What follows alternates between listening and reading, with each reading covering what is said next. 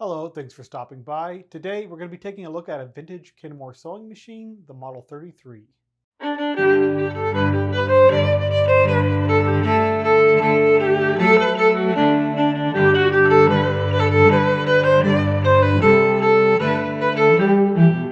This is a Kenmore Model 158.331. It weighs 45 pounds and is an all-metal machine made in Japan in 1967. You have options to adjust the stitch length, the stitch width. It is a zigzag machine, and you can do a blind stitch on it.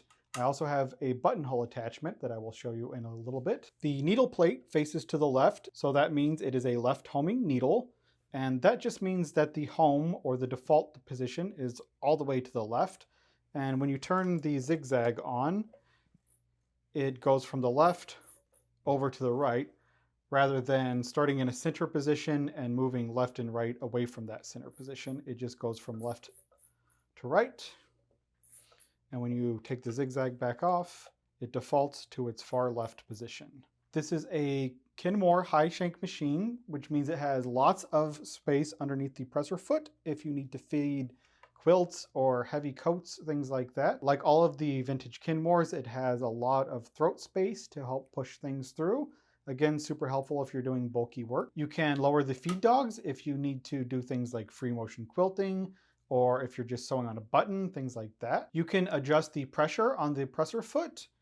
With this thing right here, you push all the way down and it will push down very hard on the presser foot and keep your fabric nice and secure between the presser foot and the feed dogs. If you need to reduce that pressure, you can release it and set it to whatever works best for the fabric that you're using. Let's go through winding the bobbin and threading the machine, and then we can see how it sews.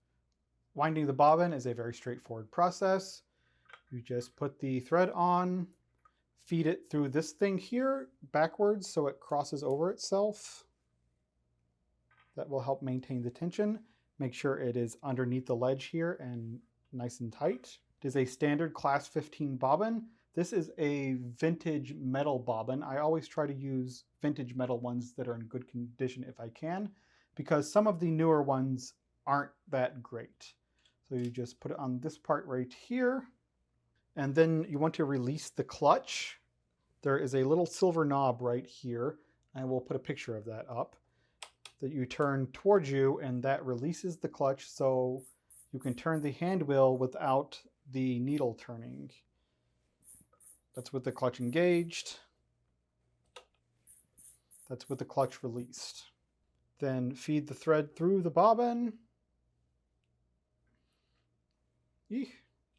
I have way too much thread tail here, but that's how it's going to be. You push this to engage the bobbin winder, hold the thread tail, and push down on your foot pedal. Push very gently because this will go like a bat out of hell if you let it. Once the bobbin has wound a little bit, you can cut the thread tail off and let it go.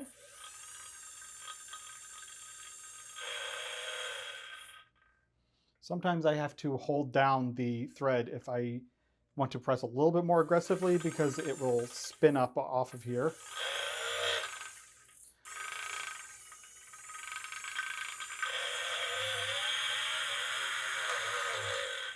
I'm just gonna use up the last of this thread here. There we go. If I had filled the bobbin entirely, this would have disengaged on its own. Now that you've filled your bobbin, you want to re-engage the clutch so the needle will start moving again. You want to make sure the bobbin winder is disengaged if it didn't do it automatically.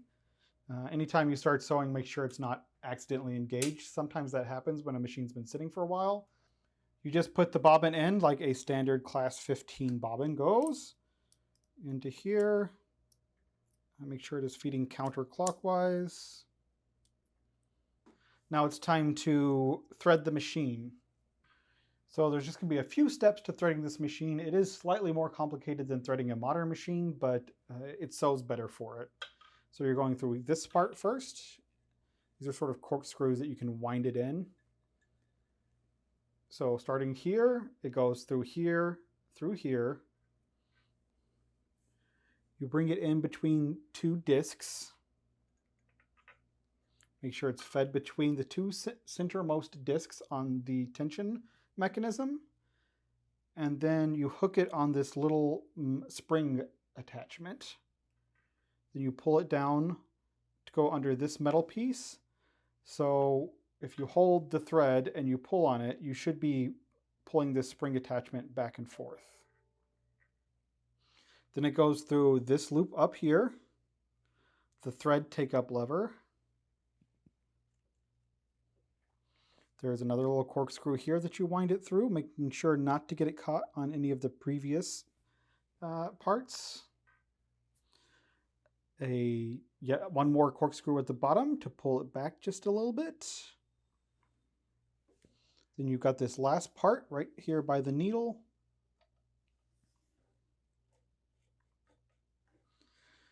And notice I am threading with my presser foot up. When the presser foot is down, the tension is engaged. So that's going to make it very difficult to thread correctly. And you might have some problems from that. So always thread with your presser foot up and the tension disengaged. This is a left homing machine, which I mentioned before. And another part of that is that the needle faces to the left. So I am coming from the left side and feeding this thread through from the left to the right. Come on. And Bob is your uncle. So I just fed the top thread through the presser foot. Now I'm going to hold it and turn the wheel towards me to pick while holding pressure on the thread tail, and that should pick up the bottom thread. And then I just use some tweezers or something and pull the bottom thread through. So now I have both threads, pull them towards the back, and it's ready to sew. This is some fairly heavy cotton twill, and let's try out the straight stitch. So to set the straight stitch, I am just moving this lever to the point I want it, 4 being the longest stitch available, 2 being medium, 0 being the no stitch whatsoever. So I'm going to set this at a 2, and there's a little nut here that I am tightening up. So when I do that, I can put it up into reverse, and when I push back down, it stops at the same stitch length. So I have set the stitch length I want it to have, and it will stay consistent that way. While holding the thread tails to the back, I am moving the needle down into the fabric, and I will start sewing, just pressing on the presser foot, because it helps if I have the feed dogs up. I had the feed dogs disengaged. That's why it didn't move. Let's try it one more time.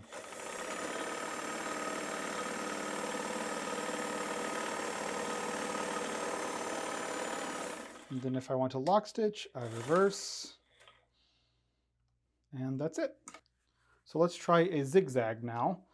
With the zigzag, I'm just turning it to whichever stitch width I want from 0 to 4. So let's do a 2, which is medium setting again.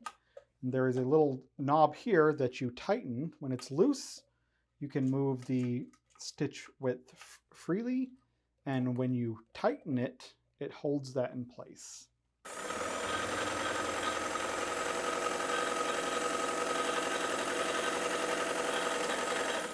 So it's a great little machine, very powerful. Let's try doing a straight stitch on some thicker fabric here. So this is 2 layers of thick twill. Fold it over, and now I've got 4 layers. Fold it over, and I've got 8. Let's see how that does. 8 layers of heavy twill.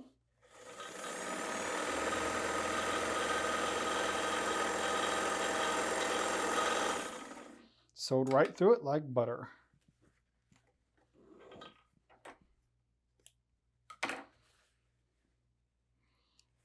Yeah, nice pretty stitch. It even had some other stitches that it was sewing through on the bottom here, and that didn't bother it at all. Now I'm going to do a zigzag on all of those heavy layers.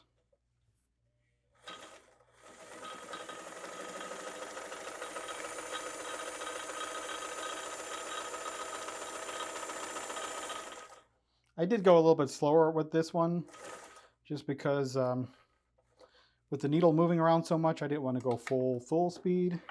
Yeah, still shows a very nice zigzag stitch, even through 8 layers of heavy cotton twill. And I would point out that 8 layers of heavy twill fit underneath the presser foot with room to spare. Could I do 16 layers? So this is 8 layers folded over, 16 layers of cotton twill. Gets underneath your presser foot just fine. I am not going to go crazy trying to sew 16 layers of fabric. There's no reason I would ever do that. But let's see what it does with a straight stitch.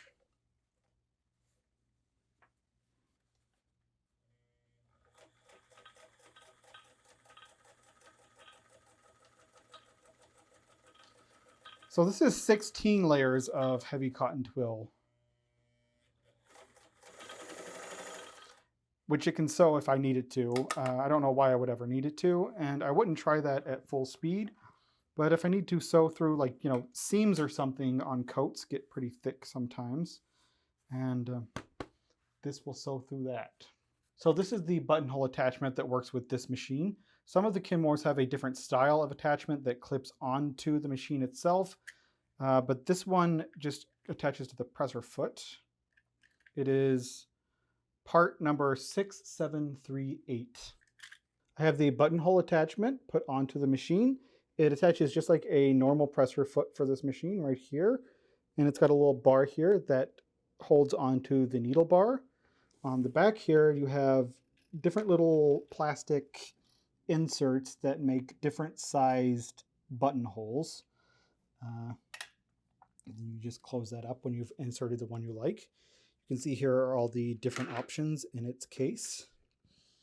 So let's get started sewing the buttonholes, and I'll show you how they look. Okay, I have dropped the feed dogs because the buttonhole attachment is going to feed the fabric through because it goes in multiple directions as it goes around the buttonhole. I'm setting the stitch width to fairly narrow zigzag, however thick you want your buttonhole to be. And the stitch length is also fairly narrow, not the narrowest. So you would line this up with wherever you want to start your buttonhole. And let's see how it goes.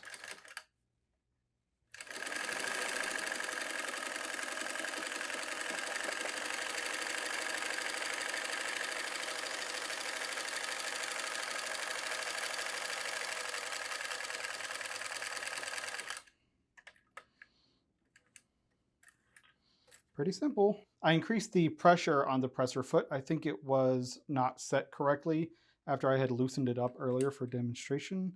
So let's try that one more time. That's a nice buttonhole, but it's not as nice as they normally look.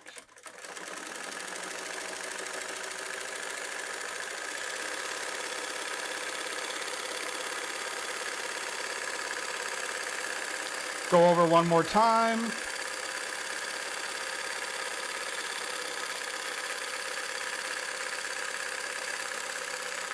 There you go.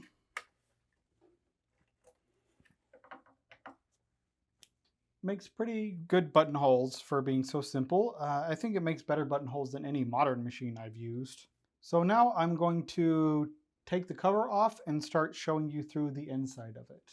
I have turned the machine off and unplugged it. First area I'm going to look at is the front plate here. You just flip it open. You can change the light bulb. I have an LED light in this one. You can oil the needle bar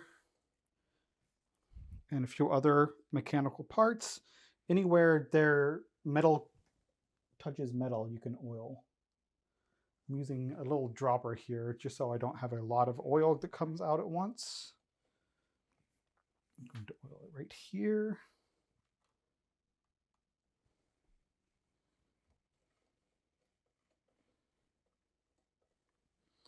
And I'm going to oil this thing.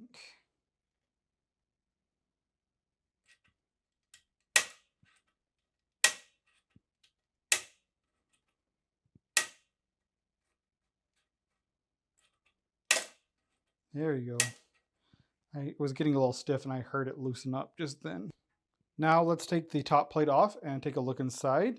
These vintage machines were designed to be maintained by the owners. So this is not forbidden whatsoever. This is encouraged and expected that the person who owns the machine would regularly take it apart for cleaning and oiling. Are you there yet? Oh, I had to engage the bobbin winder to slide it off over that. That's what my problem was. Set that to the side. So as we come inside the machine, for a vintage machine, this one was maintained very well throughout its life. I bought this machine from the original owner, who bought it from Sears in 1967 when it was brand new. She put it in her living room, and there it sat until 2020 when I picked it up from her living room and brought it home. So there was never any gunk built up. It was an air-conditioned home. It's never been in the heat. So I did pay a little bit extra because it was in perfect mint condition. It had been maintained perfectly. It had been used, but only lightly. So that's really one of the things you're looking for when you're getting vintage machines. You want ones that have been used, have been sewed with, but not sewed with heavily, and ones that haven't been stored in hot places as well, because that can gunk up the oil and stuff and make it, not move. As far as the mechanicals go, they're pretty simple in this machine, which is one of the reasons I like it so much and one of the reasons it's so dependable. So I can just go through. I do have the manual for this, but I'm just going through and adding oil anywhere two metal parts rub against each other. This one doesn't use gear grease. I guess you can, if you want to, put grease on the gears, but it didn't come with it. The manual doesn't say to do it. And I've just been using oil, and it's worked pretty well for me so far. If anyone out there knows any better, I'm sure you'll tell me. I'm not an expert on sewing machines by any means. I just know this machine. This is my machine, and I like it very much.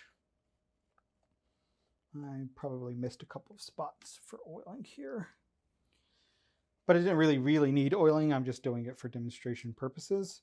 So yeah, take the top off, oil wherever metal touches metal, any moving parts where metal touches metal. Make sure it is flowing freely.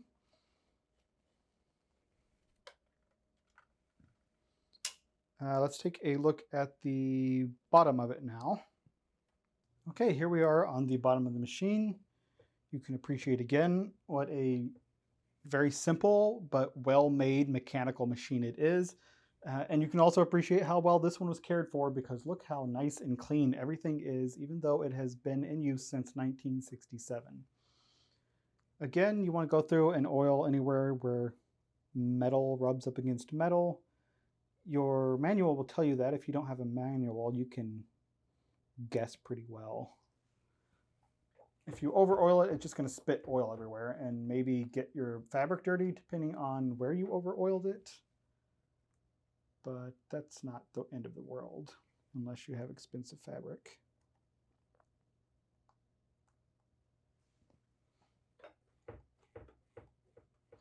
This one is very easy to keep clean. Lots of machines you'll get lint and dust that builds up right here underneath the feed dogs. This one, super easy to clean that and to disassemble the bobbin area, keep it clean. So I've been sewing a lot with this recently, and it has gotten a little bit dusty in the area, so I will go through and clean everything. But you do just want to make sure that you can get some oil in here every now and then. And make sure you don't have like loads of fabric built up here underneath the feed dogs and whatever. I mean, this is just a little bit of a light dusting of fabric. This isn't, dirt or a lot of fiber buildup. So, so if you're looking for like a very simple, straightforward vintage machine that is an absolute workhorse, this is great because it is so easy to keep clean and maintained yourself. There's not really anything on it to break unless you do something like massively strange to it. Let's take a look at the serial number here. It is on the very front of the machine here. With the machine tilted forward, you can see the model number, the 158.331. There are other versions like the 332, I think. There's a 333 also maybe.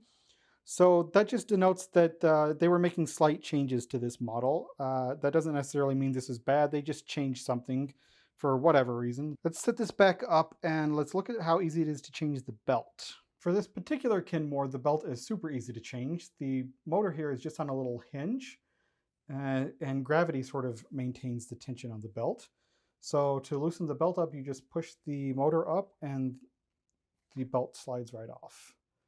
And you see how the motor falls once the belt has been loose, and you can just slide the belt out. To put a new belt on, you just feed it onto the machine here. Make sure it is in this little groove. And then just manipulate it onto the motor. Fairly simple. And that's it. So changing the belt on this model is super easy. If you want to change the motor on this machine, it is a little bit more difficult because it is on a hinge that mounts to the side rather than the L bracket on the back that is common. So if you want to change the motor, it might involve drilling some different sized holes on this bracket or trying to get clever. Luckily, this motor seems to be in good shape. I know there are a lot of people who know how to rebuild and work on these old motors. So, maybe you can find an old motor on eBay that works that would fit without any modification. So that is the Kenmore Model 33, the 158.331. It is a very simple all metal mechanical machine. It's got a nice 1.2 amp motor, so it's got a little bit of power to it. The simplicity of the internal mechanics make it easy for the home user to clean and maintain it themselves. And really, with just a straight and zigzag stitch, you get all the functionality you really need from a machine. It will do a blind stitch if it'll do a zigzag. And if there's a buttonhole attachment to it, it will do a buttonhole. That's all I ever really need from a machine. If you're thinking about purchasing a vintage sewing machine and you're thinking about purchasing this specific model, I highly recommend it with the caveat that it depends on how the machine has been maintained. Vintage sewing machines are great if they've been loved, and they can be restored if you know what you're doing if they haven't been loved. But if you're new to vintage sewing machines, buying one that hasn't been loved could be very frustrating. Thank you so much for watching, and I will see you in the future.